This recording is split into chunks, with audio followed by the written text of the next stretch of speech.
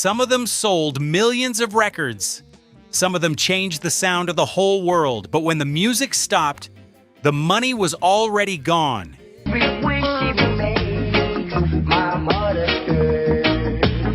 You think you know these stories? You don't. Bad deals, stolen royalties, habits that drained everything. Some of the biggest names in reggae history died with less than they started with.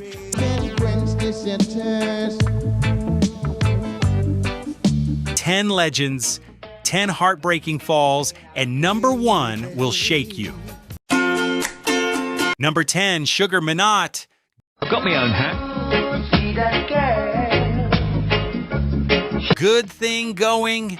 Picture yourself in a Kingston yard, early evening. The bass from a sound system is already starting to rumble a few streets over. Kids are playing, someone's cooking.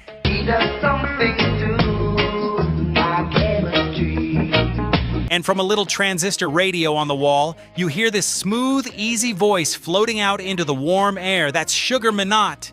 Pure roots soul, the kind of voice that made hard times feel almost bearable. Lincoln Barrington Minott, everybody called him Sugar, was one of the most gifted singers Jamaica ever produced. He came out of Studio One in the late 1970s working with the legendary Clement Coxsone Dodd, and what he did in that studio was almost magical.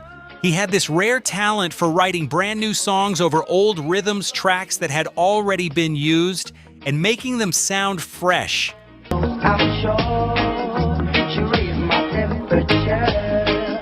And that was something barely anyone was doing at the time. Good Thing Going was actually a cover of a Michael Jackson song from 1975, but Sugar made it completely his own. It hit number 4 on the UK charts in 1981 and became his biggest international moment.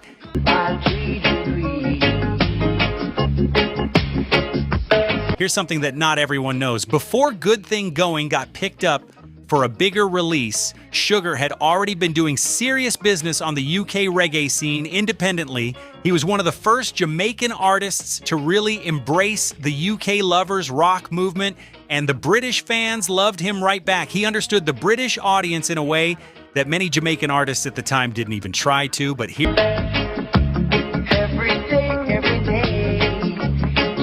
where the story gets painful. Sugar ran his own youth promotion label, and he gave opportunities to some of Jamaica's greatest early dancehall artists. People like Tenor Saw, Barrington Levy, and Junior Reid came through his gates. He poured everything back into the community. He wasn't just an artist.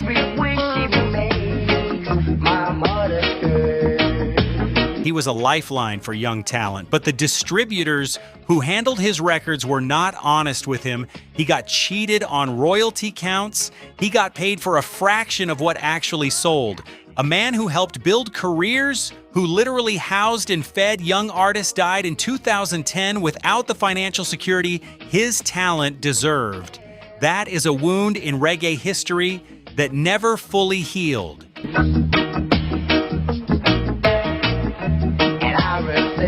And if Sugar Minott's story feels unfair, wait until you hear what happened to number 9. Number 9, Slim Smith, My Conversation.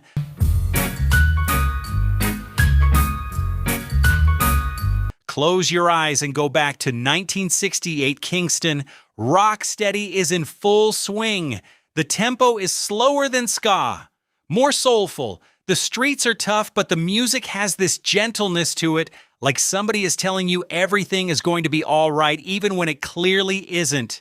That's the world Slim Smith lived in, and My Conversation was one of the most tender, emotional songs to come out of that whole era.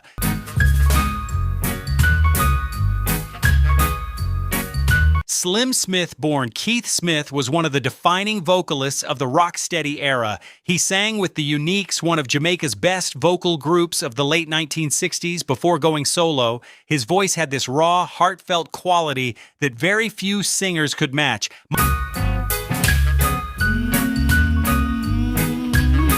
My Conversation was recorded for Studio One and Coxsone Dodd, and it became one of the most beloved rock-steady recordings ever made. It has been covered, sampled, and referenced dozens of times over the decades. The Wailers did a version. Various sound systems have rocked it for over 50 years. That song has a life of its own. What's interesting is that for all the love My Conversation has received over the years, Slim Smith himself never got to see the full extent of its legacy. The song kept living and breathing long after his time. Even today, when veteran reggae fans hear that opening, something stirs in the chest. That's not a small thing. All I need from you. Slim Smith's story is one of the most heartbreaking in all of Jamaican music. He struggled deeply with his mental health. The pressures of the industry, the poverty, the lack of real support, it all closed in on him. He ended up institutionalized, and he died in 1973 at just 26 years old.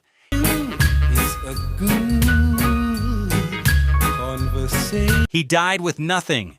No royalties, no estate, no protection. A man whose voice created songs that still move people today. The system failed him completely.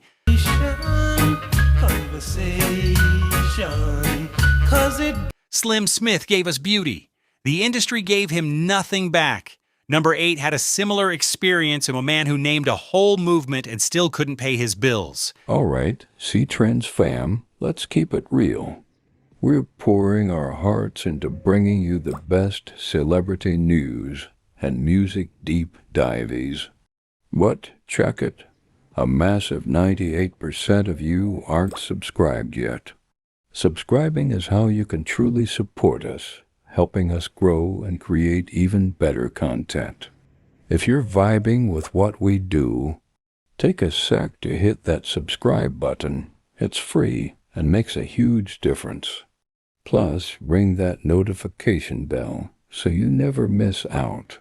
Let's flip that 98% and build this C-Trends family together. Your support is everything. Every story you see here takes hours of digging, piecing together history, and bringing forgotten moments back to life. If you'd like to support that work, you can become a channel member. It's just the cost of a cup of coffee, but it helps us keep these stories alive, and for that, we're grateful. Number 8, Alton Ellis, Rock Steady. Better get ready. Come to rock. Imagine you're in a small record shop in Kingston in 1967. There's a speaker out front pointing toward the street, and this song comes on a song with a slower, deeper pulse than anything that came before it. People stop, they start moving differently. Steady. You got to do this. Not the fast ska shuffle, something more soulful, more deliberate. This was the moment Rock Steady was born, and the man who gave it its name was Alton Ellis.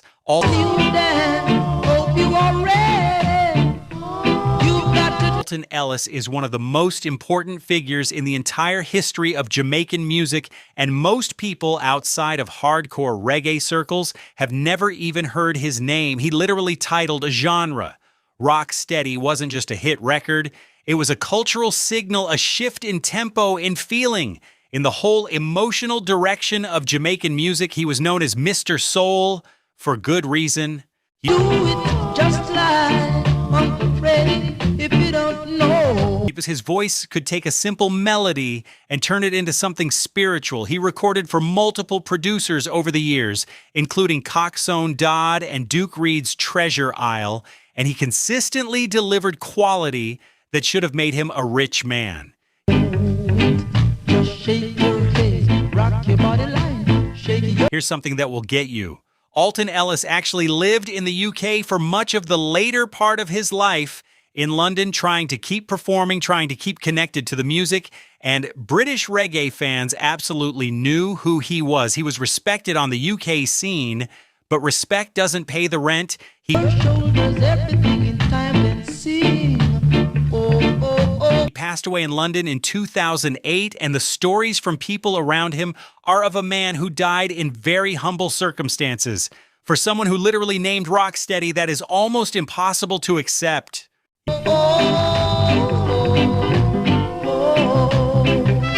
Yeah, the cruel irony of Alton Ellis's story is that the movement he helped create made a lot of other people rich. Labels, producers, distributors, overseas promoters, they all benefited from the Rocksteady era. The artists? Not so much. Publishing rights were not understood by most Jamaican musicians in that era. They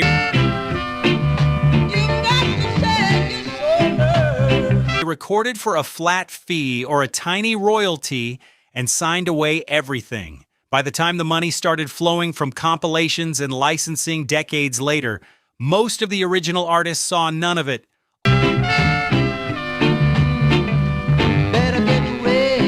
Alton Ellis named a whole era, and he couldn't hold on to a dollar. Number 7 is someone you definitely know, and his financial story is one nobody talks about openly. Number 7, Toots Hibbert, Pressure Drop.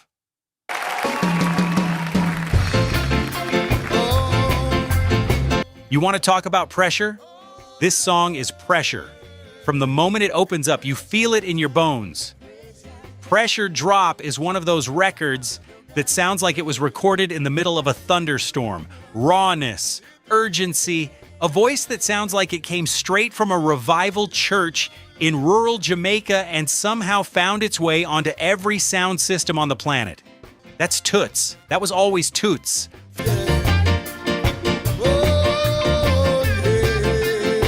Frederick Nathaniel Hibbert Toots was one of the founding fathers of reggae music. He and the Maytals started recording in the early 1960s at Studio One, and they were so good that Coxsone Dodd's other young group, a little outfit called the Wailers, had to work extra hard just to compete. That tells you the level.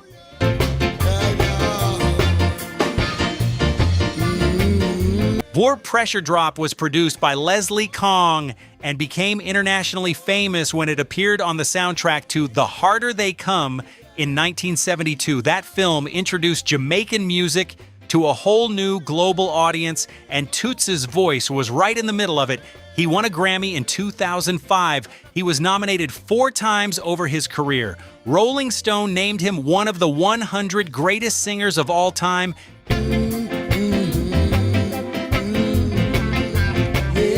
Here's a detail that stings a little.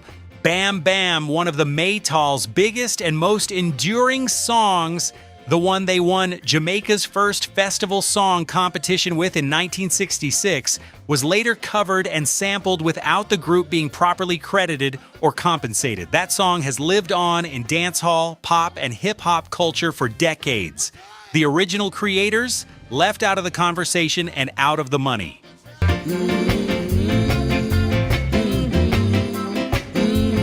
Toots spent decades being undervalued financially, despite being one of the most important musicians Jamaica ever produced.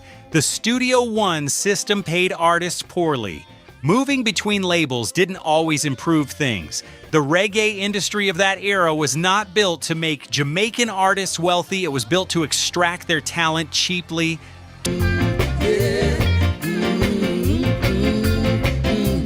Toots kept performing, kept pushing, until COVID-19 took him in 2020.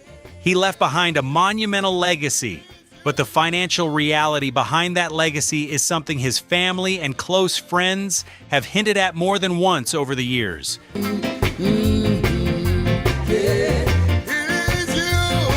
Toots gave reggae its name and its heart. But number 6, his story takes a completely different turn, and we need to talk about the controversy nobody fully explains. Number 6, Lee Scratch Perry. Police and Thieves.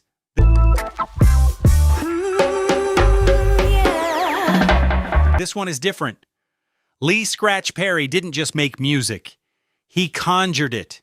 He was the architect, the mad professor, the wizard standing behind the mixing board at his Black Ark studio in Washington Gardens, Kingston, surrounded by mirrors, handwritten messages on the walls, tape machines running at all hours. Police and Thieves came out of that space. Deep roots, heavy dub pressure. Police and thieves in the street.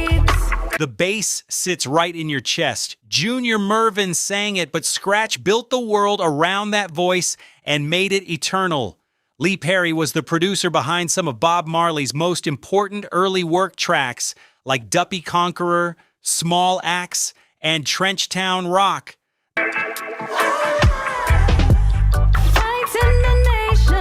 The Clash covered Police and Thieves in 1977, and that cover introduced a whole generation of British punk fans to Jamaican roots music. Perry himself was a genius, genuinely visionary. He understood reverb, echo, and space in music in a way that was completely ahead of his time. He helped create what we now call dub music. He was an innovator at every level. Guns and ammunition. Now, we need to talk about 1979, because this is the moment that changes the entire story. In 1979, Lee Scratch Perry set fire to his own Black Ark studio. He burned it to the ground. His primary asset, his income, his creative home, gone by his own hand. Police and thieves in the streets. Now, there are different versions of what happened, and it's important to give you the full picture. Some people say Perry had been under enormous psychological strain for years. The pressures of running a studio, dealing with artists, managing business in a corrupt industry. Some believe it broke something inside him. Scaring the nation with it. Some say he was experiencing a severe mental health crisis. Others who were around him at the time say he had become increasingly erratic and paranoid in the months before. In interviews over the years, Perry himself gave various explanations, some mystical, some symbolic, some that suggested he felt spiritually compelled to do it. He talked about cleansing, Guns and ammunition. Rising sun. about starting again. There are also those in the reggae community who point to the business pressures around the studio deals that went wrong, people he felt had exploited him, a sense that he had built something valuable and the industry had found a way to take it from him without him even realizing it. Fire me gun on the street. Which some people say the burning was his way of taking back control over something he felt he had already lost. What we know for certain is this: after 1979, Lee Perry did not have a stable base. He eventually relocated to Europe, first Switzerland, then elsewhere, and rebuilt a career almost entirely from scratch. He lived and worked in Switzerland for many years, supported in part by his wife Mireille. Police and thief. Police and thief. He continued recording prolifically, but the Black Ark, the place where so much iconic music was created, was gone forever. The controversy is this: was this the act of a man in crisis? A spiritual decision? Much meat, too much beef. None take my will. A protest? A breakdown? The honest answer is we don't fully know. And anyone who tells you they do is not being truthful. What we know is that a man of extraordinary genius destroyed his own empire. On Blueberry Hill. And the reggae world lost something irreplaceable that night. Lee Perry passed away in 2021 at the age of 85. He was beloved. He was legendary. But his financial journey after 1979 was never what it should have been for a man of his contribution. No one had me killed. No one had me killed. No one had. Lee Perry burned his own studio down. That story deserves to sit with you for a moment. Number 5 had a different kind of fire he took on the whole system, and the system hit back hard. Number 5, Peter Tosh, Legalize It. Defiant from the first note. It's a song that was banned from Jamaican radio. It got him in trouble, and he released it anyway because Hubert McIntosh. Peter Tosh was one of the 3 original Wailers alongside Bob Marley and Bunny Wailer. He was there at the fore. Legalize It was his first solo album and his mission statement. It was completely uncompromising. Peter Tosh's relationship with the Rolling Stones is one of the more interesting footnotes. Keith Richards were genuine fans, and Tosh signed to Rolling Stones Records in the late 1970s. He had a duet with Jagger. Peter Tosh was murdered in his own home in Kingston in September 1987. Programmers, label executives, they preferred the softer image. Tosh refused to soften. Coin disappear. Number 4, Dennis Brown. Money in My Pocket.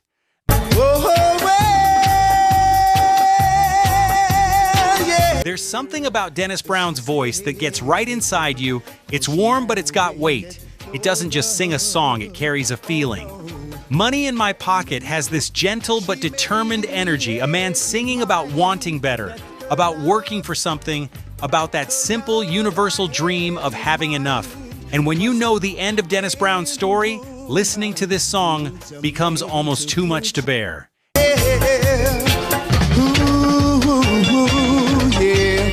Dennis Brown was called the Crown Prince of Reggae, and Bob Marley himself said Dennis was his favorite singer. That is not a small endorsement. Brown started recording as a child, releasing his first single at age 11 in 1968, and he went on to record more than 75 albums over his career. 75 albums. Money in my pocket, but I just can't get no love. He recorded for Studio One, Joe Gibbs, The 90, The Observer, Winston 90, Wholeness, and countless other producers. He was consistently excellent. His voice aged beautifully. He had range roots, lovers rock, conscious music. He could do it all. Money in My Pocket was a UK hit and a sound system staple for years. Money in my pocket, but I just can't get. Dennis Brown actually started his own record label, DEB Music, in an effort to take more control of his career and his earnings. He understood the problem with the system. He tried to find a way around it. That initiative, that entrepreneurial spirit is something that often gets overlooked when people talk about him. He wasn't naive about the industry. He was trying to fight it on his own terms. No love. But cocaine got inside Dennis Brown's life and it never really let go. The same story we've heard before, but somehow it hurts more with Dennis because his talent was so pure, so undeniable. He died in July 1999 at just 42 years old, the same age as Peter Tosh. Cocaine-related respiratory complications. He died in poverty.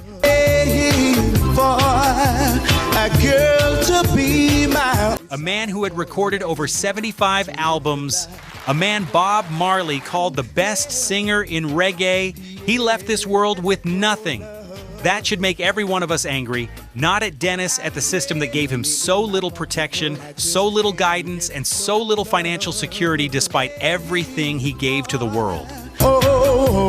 Sonia said she coming, but I don't believe her. Dennis Brown sang about money his whole life, but number 3 had Grammys, 3 of them, and still couldn't escape the financial pressure. That story is coming next. Number 3, Bunny Wailer, Blackheart Man.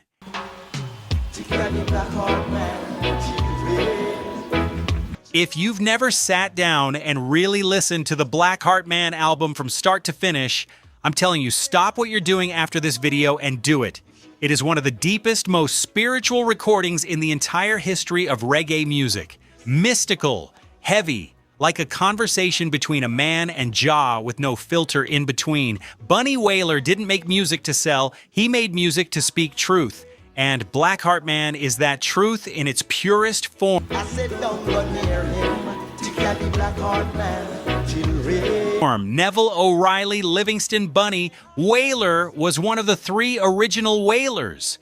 He grew up alongside Bob Marley in Trenchtown. He was there at the birth of everything. He left the group in 1973 when Island Records wanted the Wailers to tour clubs in the United States that Bunny felt conflicted about on spiritual grounds. For even lions fear him, to get the Blackheart Man. He chose his principles over his career trajectory, and then he built a solo career that earned him 3 Grammy Awards 1991, 1995, and 1997. 3 Grammys, and yet the financial rewards of that career never matched the magnitude of what he contributed. I said don't go near him to get the Black. Bunny Wailer was actually the longest surviving original Wailer. He outlived Bob Marley by 40 years. He outlived Peter Tosh by more than 3 decades. He was the keeper of the Wailers' flame, the living memory of where it all began. And he spent a significant part of his later life trying to make sure that legacy was properly documented and respected. He wanted the story told correctly. He was fierce about that. For even lions fear him. In his final years, Bunny suffered 2 strokes in 2020 and 2021, and he passed away in March 2021. Reports from people close to him in that final period speak of a man who needed support, whose financial situation was not comfortable, who was dependent on the goodwill of those around him. 3 Grammy Awards, an original Wailer.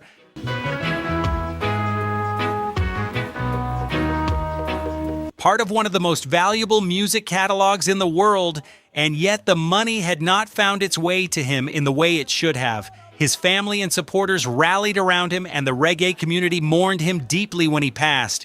But the question that lingers is this: how does someone with that legacy end up needing that kind of help?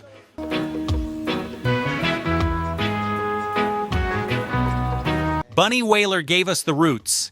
Number 2 gave us Night Nurse, and then cocaine took away everything the music had built. Number 2, Gregory Isaacs, Night Nurse.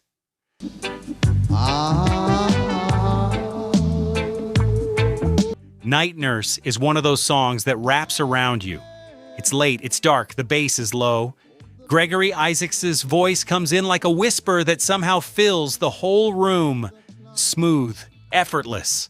A lover's voice, a voice that made women stop breathing for a second when they heard it.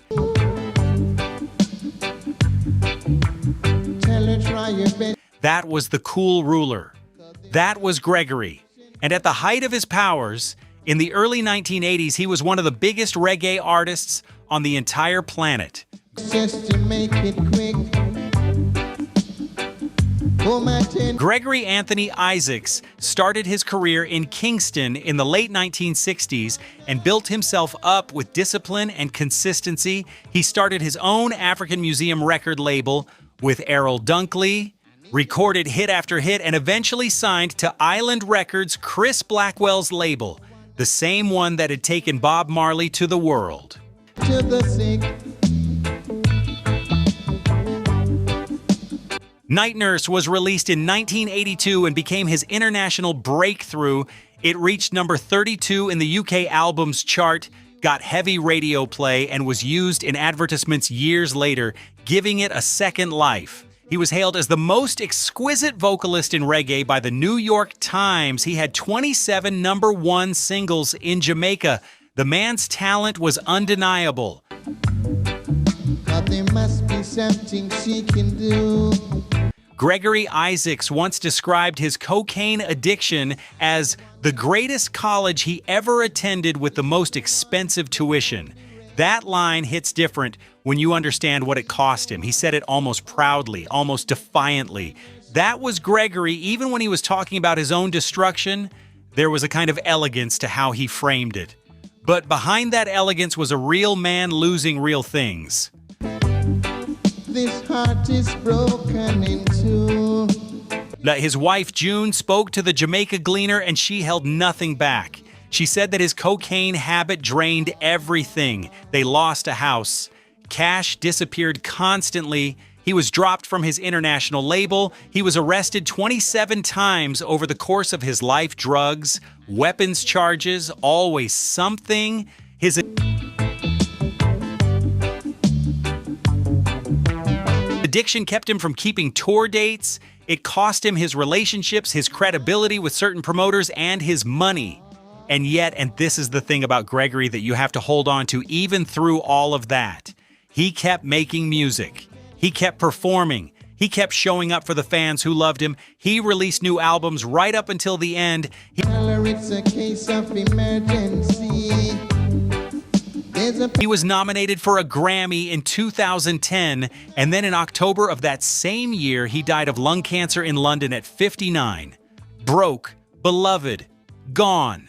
By the name of Gregory. Gregory Isaacs lost a house to his habit, Number 1 lost an entire empire, and he did it long before that. The man who opened the door for Bob Marley ended up knocking on doors himself. All right, C-Trends fam, let's keep it real. We're pouring our hearts into bringing you the best celebrity news and music deep dives. What? Check it. A massive 98% of you aren't subscribed yet. Subscribing is how you can truly support us, helping us grow and create even better content. If you're vibing with what we do, take a sec to hit that subscribe button. It's free and makes a huge difference. Plus, ring that notification bell so you never miss out. Let's flip that 98% and build this C-Trends family together. Your support is everything. Every story you see here takes hours of digging, piecing together history, and bringing forgotten moments back to life. If you'd like to support that work, you can become a channel member. It's just the cost of a cup of coffee, but it helps us keep these stories alive, and for that, we're grateful. Number 1, Desmond Dekker, The Israelites.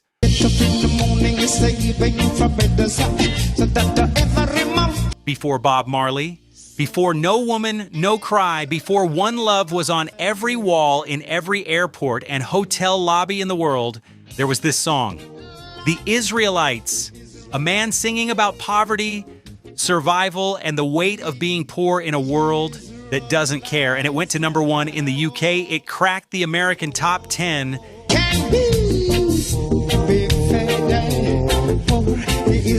In 1969, a song in Jamaican patois about suffering reaching the top of international charts. That was Desmond Dekker. That was the door he kicked open for everyone who came after him.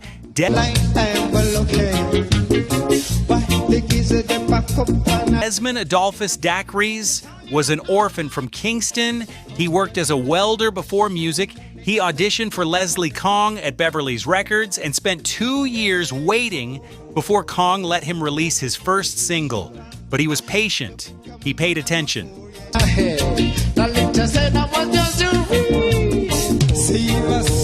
And then he started delivering hit after hit. King of Ska, 007, Shantytown, Itmek, building a reputation as the most internationally successful Jamaican recording artist before Bob Marley was even signed to Island. He is the reason Marley got his foot in the door at Beverly's Records in the first place.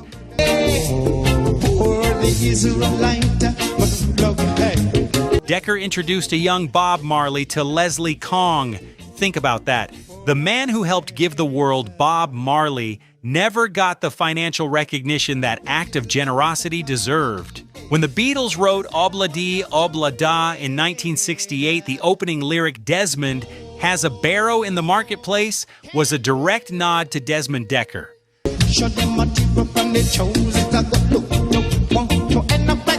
The biggest band in the world put his name in one of their songs. He was that famous in Britain at that moment. He was a cultural touchstone, and within 15 years, he was bankrupt. When Leslie Kong, his producer, his creative partner, his anchor, died suddenly in 1971, Desmond Dekker's commercial momentum died with him. He kept trying. He signed to Stiff Records in the late 1970s, a punk label trying to ride the reggae revival wave that was happening in the UK alongside the Specials and the two-tone movement.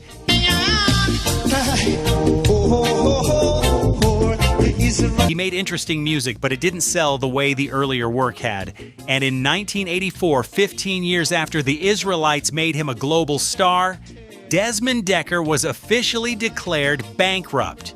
The man who wrote a song about poverty was living it. He kept touring. He kept performing at festivals and clubs and university venues because that was what he knew how to do, and because the fans still came. He was still on stage the week he died in May 2006, still working at 64 years old.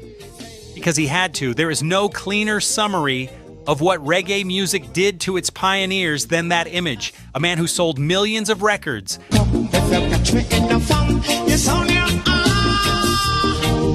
A a man who influenced the Beatles, the Clash, the Specials, a man who opened the door for the entire genre internationally. Working festival stages at 64, not out of love alone, but out of financial necessity. That is not a footnote, that is the whole story.